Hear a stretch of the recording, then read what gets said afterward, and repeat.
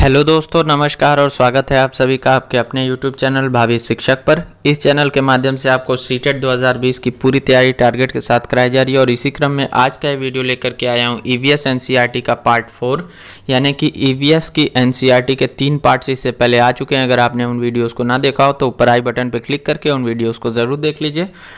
ये जो EVS NCERT का सीरीज़ चला रहा हूँ ये चैप्टर वाइज एनसीईआरटी के नोट्स हैं, चैप्टर वाइज एनसीईआरटी की समरी है और ये सीटेट में बहुत ही ज़्यादा इंपॉर्टेंट रोल प्ले करता है। और 15 मार्क्स का जो सीटेट का ईवीएस का कोर सब्जेक्ट आता है उसमें से ये इस पर्टिकुलर सीरीज़ अगर आप फॉलो कर लेते हैं तो इसमें से 10 से 12 नंबर आ जाएंगे।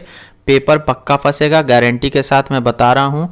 और पिछले वीडियोस में भी मैंने कहा है कि गारंटी के साथ बता रहा हूँ कि 10 से 12 नंबर तो यहाँ से आ जाएंगे। और अगर आपने थोड़ा बहुत खुद से भी पढ़ा हुआ है या फिर हमारे चैनल को कायदे से फॉलो किया है तो 15 के 15 भी आप ले आएंगे।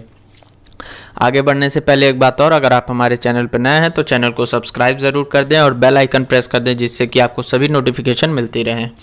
चलिए बात कर लेते हैं। तो पिछले वीडियोस में हमने कक्षा 4 के चैप्टर 1 से लेकर के 10 तक की बात कर ली थी और इस वीडियो में चैप्टर 11 की बात कर रहे हैं। चैप्टर 11 का नाम है फुलवारी। फुलवारी चैप्टर में फूलों के बारे में बताया गया है। तो पहला पॉइंट है कि उत्तराखंड चमोली जिले में फूलों की घाटी स्थित है, यानी कि उत्तराखंड का एक जिला है चमोली जिसमें फूलों की घाटी स्थित है। ये क्वेश्चन आता है फूलों की घाटी कहाँ स्थित है, ठीक है। अगला पॉइंट है मधुबनी एक प्रकार की चित्रकला है जो बिहार के मधुबन जिले में बनाई जाती है, यानी कि बिहार के मधुबनी जिले में बनाई जाती है। इसी कारण इसका नाम मधुबनी रखा गया है, इसी कारण इस पेंटिंग का नाम मधुबनी रखा गया है, ठीक है। अगला पॉइंट, मधुबनी पेंटिंग चावल में रंग के पाउडर मिलाकर बनाई जाती है, यानी कि चावल में रंग के पाउडर मिला दिए जाते हैं, ठीक है। इसमें नील, हल्दी, फूलों आदि के रंगों का भी प्रयोग किया जाता है, ठीक है। तो अब ये पूछ देगा कि मधुबनी क्या है, मधुबनी के बारे में कौन सी बात सही है, 4 पॉइंट दे देता है। ये बहुत इंपॉर्टेंट पॉइंट है, बार बार पूछता है। ईवीएस में पूछ देता है, हिंदी में पूछ देता है, कभी कभी इंग्लिश में भी पूछ देता है, ठीक है। तो ये बहुत इंपॉर्टेंट पॉइंट है। जैसे मैंने कर्णम मल्लेश्वरी वाला पिछले वीडियो में बताया था, बहुत इंपॉर्टेंट पॉइंट, सेम उसी तरह ये भी बहुत इंपॉर्टेंट पॉइंट है, ठीक है। तो इसमें नील, हल्दी, फूलों आदि के रंगों का भी प्रयोग होता है। तो ये सारे पॉइंट आपको याद रखने बहुत ज़रूरी हैं।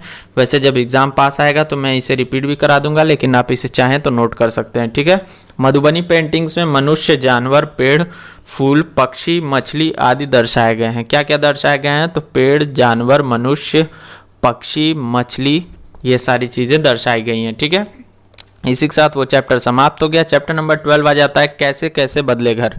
इस चैप्टर में बताया गया है कि घरों का जो स्वरूप था वो पहले कैसा था और धीरे धीरे कैसे बदल गया, आज के समय में कैसा बदल गया है, ठीक है। तो सबसे पहला पॉइंट इसमें यह है कि गाजी खान पाकिस्तान में स्थित है। तो जो ये कहानी सुनाई जाती है एक व्यक्ति के द्वारा, वो गाजी खान के रहने वाले, गजी खान ये लिखा गया, गाजी खान के रहने वाले हैं पाकिस्तान में। तो पाकिस्तान में गाजी खान स्थित है। तो पहला क्वेश्चन तो यही बन जाता है कि गाजी खान कहाँ स्थित है, तो पाकिस्तान में, ठीक है। अगला पॉइंट, पहले लोग कच्चे घरों में फर्श एवं दीवारों पर मिट्टी व गोबर का लेप करते थे ताकि मिट्टी में कीड़े न लग सकें। जो पहले गाँवों के घर होते थे, मैंने कुछ साल पहले तक देखा हुआ है, गाँव में जो घर कच्चे घर होते थे उनकी जो दीवारें होती थी उनको मिट्टी में गोबर मिला करके लेपन किया जाता था। उसके 2 फायदे थे। पहली चीज़ तो गर्मी के मौसमों में ये घर अंदर से ठंडे रहते थे क्योंकि सूर्य की जो किरणें थी वो उस कवच को भेद नहीं पाती थी, उस मिट्टी को भेद के अंदर नहीं आ पाती थी गर्मी। पहली चीज़ तो ये हो गई। और दूसरी चीज़ ये कि उसके वजह से कीड़े नहीं लगते थे दीवारों में, मिट्टी के अंदर, जब उसमें गोबर मिला दिया जाता था, ठीक है। तो ये बहुत इंपॉर्टेंट पॉइंट। अगला पॉइंट देख लेते हैं, लकड़ी की छत को दीमक से बचाने के लिए उसमें नीम और कीकर की लकड़ियां मिला देते हैं, यानी कि नीम और कीकर की जो लकड़ियां होती हैं वो लकड़ी के छत को दीमक से बचाने के लिए, जो छत बनते थे लकड़ी के उनमें दीमक लग जाते थे, तो दीमक से बचाने के लिए उसमें नीम और कीकर की भी लकड़ियां मिला देते थे, ठीक।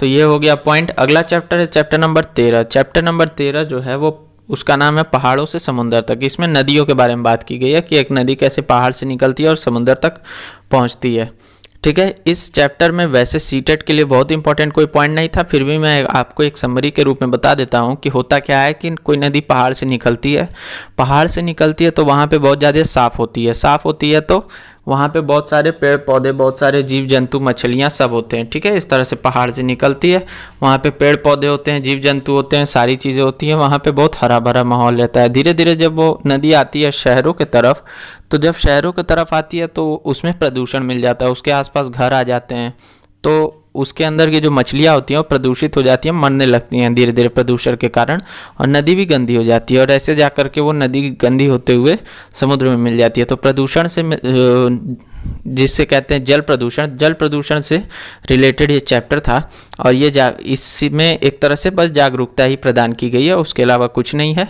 ठीक है। तो ये चैप्टर सीटेट के लिए बहुत ज़्यादा इंपॉर्टेंट नहीं था, इसमें से क्वेश्चन आता भी नहीं है, लेकिन फिर भी मैंने आपको एक समरी के रूप में बता दिया। अगला है बसवा के खेत।